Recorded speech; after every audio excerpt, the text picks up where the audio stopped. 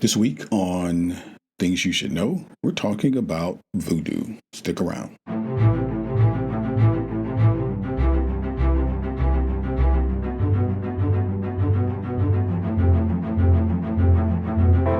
Here at Things You Should Know podcast, our focus varies from commonly asked questions like, what are the top email apps for iPhone users? Or how much does it cost to go to Disney World anyway? To the trending topics of the day, such as, are taxes going up or down?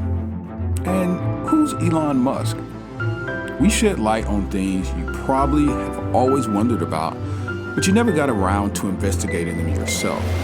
This podcast brings you the answers to your most commonly asked questions and makes you smarter just by listening.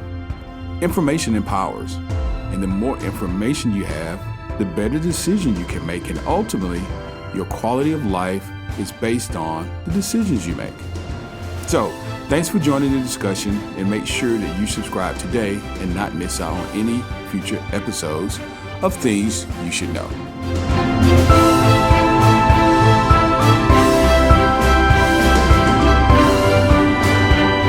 So hey guys, welcome to the show. You have reached Things You Should Know podcast, and I'm your host, Kelly, and it's my pleasure, as I do each week, well, really every other day, because we upload every other day. It's my pleasure to welcome you into the podcast.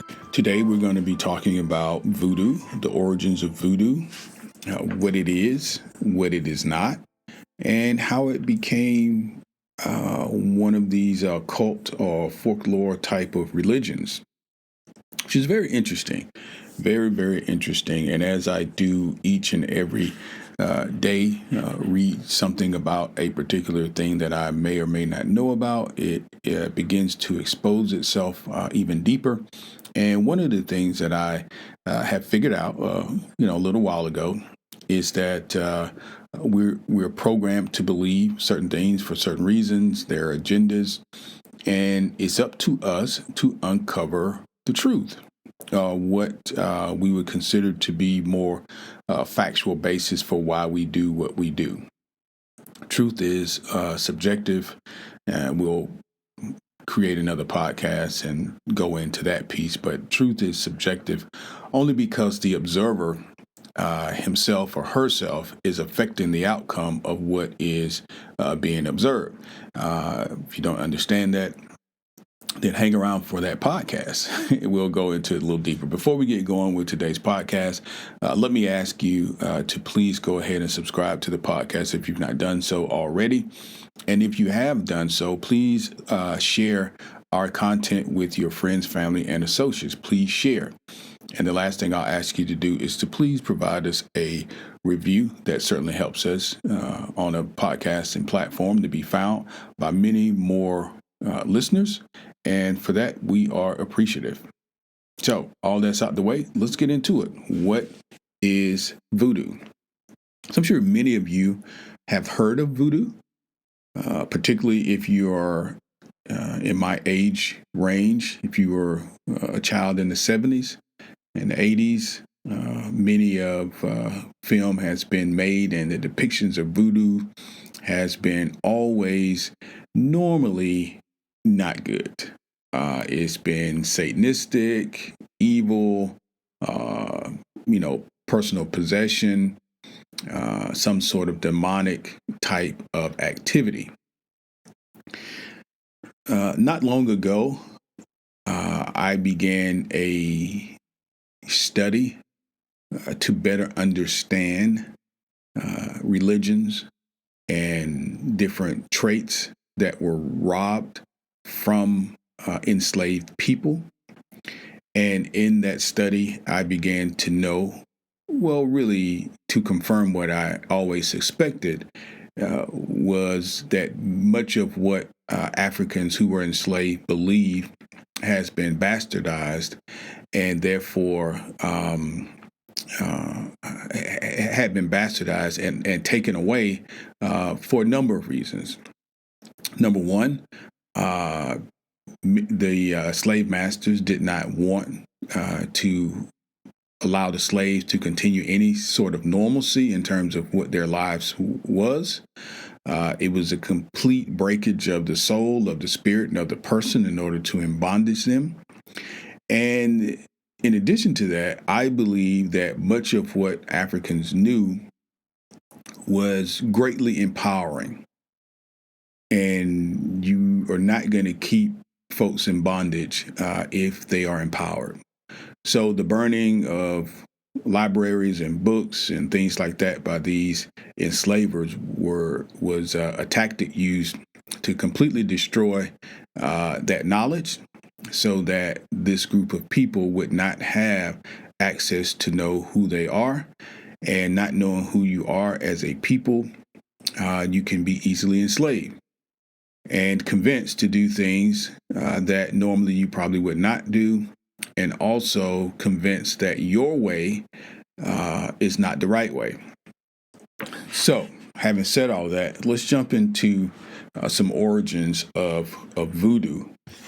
So, in 64 AD, there was a great fire. It broke out in Rome for about 6 days, and it devastated the entire city.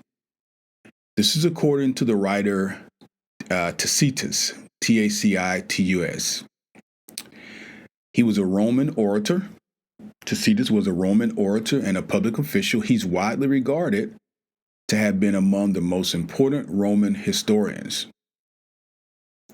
He wrote, Nero, quote, fastened the guilt and inflicted the most exquisite tortures on a class hated for their abominations.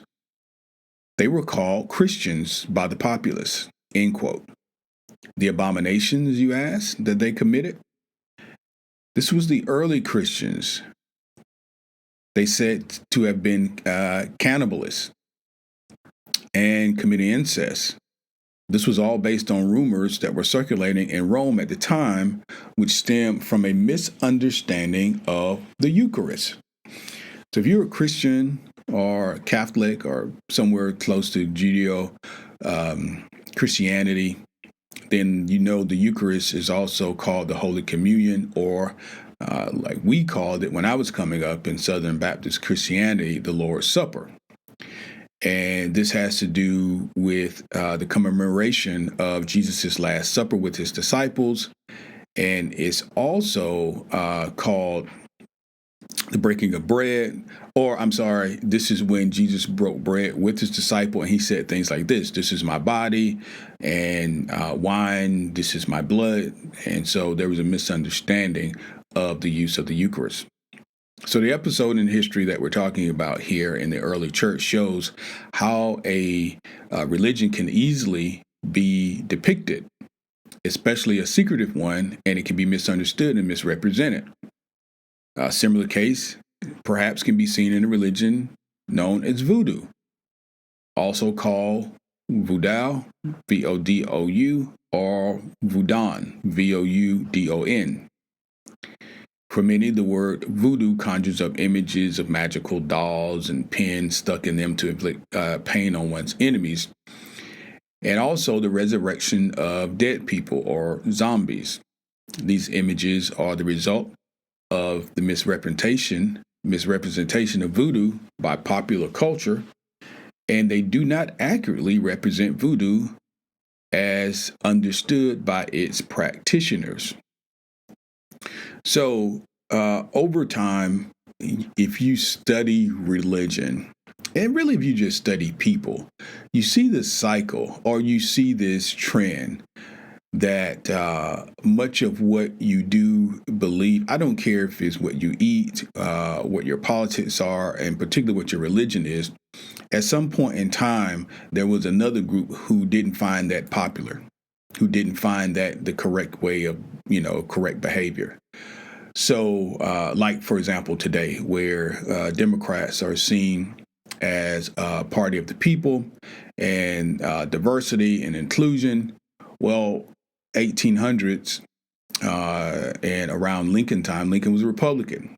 And many black people in the early 1900s were also Republicans, because that group identified with what the Democrats identify with today. So I said that to say this: many things change over time, and it's up to us to make sure that we are continuing our educational process and continuing to learn about these things so that we're not fooled and we understand what facts are. Why? Because facts are important. Facts are important. This is a way to misrepresent history by providing the wrong information. Facts are important. They're very important. So the history of Voodoo.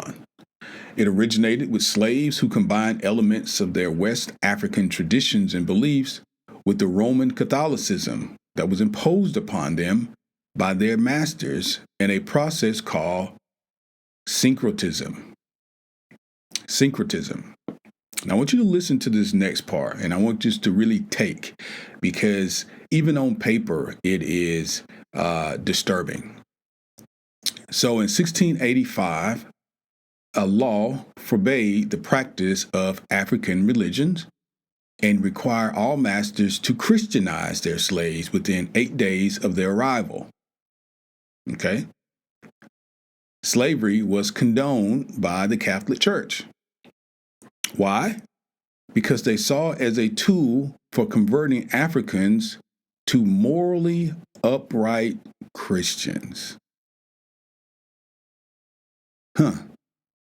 So when you think about something that was practiced and done for hundreds of years, 300-400 years, to a particular people, with the condoning of one of the largest religions in the world, the Catholic Church, for what purpose? Well, you got to make them upright, standing Christians. So the irony, if not obvious, is that the upright would enslave, in the name of their God, people who were created in the image of God. So anyway, slaves forced to adopt Catholic rituals thus gave them double meaning. So in other words, while they were being forced to, or seemingly forced to be Christianized, they inherently kept their traditions. They simply used a system of transference. In other words, a psychological term meaning moving an idea from a space to another space. The slaves basically gave the Catholic teaching double meanings. And in the process of many of their spirits, they became associated with Christian saints. So they combined. Voodoo is a combination of the West African traditions and the Roman Catholic tradition. So voodoo is a creolized religion forged by the descendants of tribes in the Congo, Yoruba, Dahaman, and other African ethnic groups who had been enslaved and brought to the colonial Saint Dominique. Saint Dominique is what Haiti was called in those days. Today, of course, we call it Haiti. And they were Christianized by the Roman Catholic ministries in the 16th and 17th century. And the word voodoo means spirit or deity. It means spirit or deity. Though Haitian slavery ended in the early 1800s, followers of Voodoo were often persecuted by authorities who demonized their religion. 1889, there was a book written entitled Haiti or the Black Republic. It falsely attributed human sacrifices, cannibalism, and other atrocities to voodoo, further spreading the fear of the religion.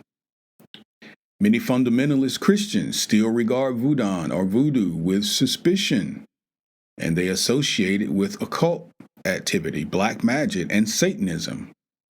Even today, voodoo is often used as an adjective to describe something that is unknowable, mysterious, or simply unworkable. You may remember in the 1980s, George H.W. Bush, who was the vice president of Ronald Reagan, he disparaged Ronald Reagan's monetary policies as voodoo economics. Voodoo economics. So let's dig a little deeper. We understand the origins and how this, where it came from, but let's dig a little deeper into what it is and how it's practiced. So what actually is voodoo? Voodoo refers to a whole assortment of cultural elements. Firstly, personal creeds and practices, including an elaborate system of folk medical practices, a system of ethics transmitted across generations, including proverbs, stories, songs, and yes, folklore. Voodoo is more than just a belief, it is a way of life. This is according to Leslie Desmangles. She is a Haitian professor at Hartford's Trinity College. She wrote the book, The Encyclopedia of the Paranormal. This is in 1996.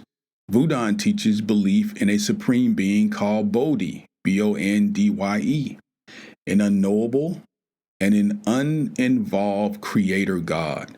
Voodoo believes, and their believers worship many spirits called Loa, L-O-A, each one of whom is responsible for specific dominions and parts of life. Now, as you see, the Roman Catholic Church also has saints that are also responsible for different parts of life in terms of coverage, marriage, agriculture, disease, these sorts of things. They have a saint for everything. So, for example, if you're a farmer, you might praise and give offerings to the spirit of agriculture. If you are suffering from an unrequited love, you would praise or leave offerings for Ezra Lee Frida, who's known as the spirit of love, and so forth and so on. In addition to helping or impeding human affairs, Loa can also manifest themselves by possessing bodies of their worshipers. And many times when you are seeing someone in a film, a movie depict a scene or something describing voodoo, it usually has to do with possession. Although this is one of the main characteristics and not necessarily depicted the way it is in movies, it is a completely different origin. So followers of Voodoo also believe in a universal energy and a soul that can leave the body during dreams and spirit possessions. In Christian theology, spiritual possession is usually considered to be an act of evil, either Satan or some demonic entity as trying to enter an unwilling human vessel. In Voodoo, however, possession by Loa is desired. In a ceremony guided by priests or priestesses, this possession is considered valuable, first-hand spiritual experience, and a connection with the spiritual world. So, obviously here, if it conflicts with the majority, which is the Christian belief, then the Voodoo was seen as wrong. Because, of course, one of the issues with religion, or from my perspective, is once you choose a party, you're basically telling the other parties that this is the right way. This is, in many religions, the only way. And if you're not doing it this way, then you're doing it wrong.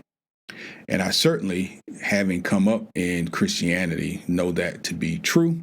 It is preached from the pulpit almost every Sunday in every Baptist or Christian type of church that it is almost a sole handle on the truth because of this personal relationship with Jesus Christ. Now, we can go into a little bit more detail in a different podcast. I don't want to get too far off in the weeds.